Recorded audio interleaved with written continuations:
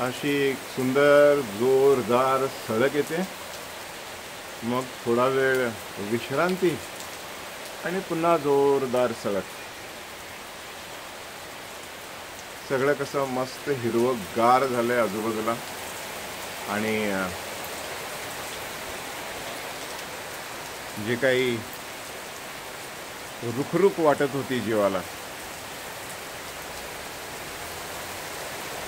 ती आता पूर्णपणे गेलेली आहे, कारण भरपूर पाऊस झाला आहे ह्या 4-5 दिवसामध्ये चंदगड तालुक्यात आणि खरोखरच शेतीला अनुकूल असं वातावरण निर्मिती झालेली आहे.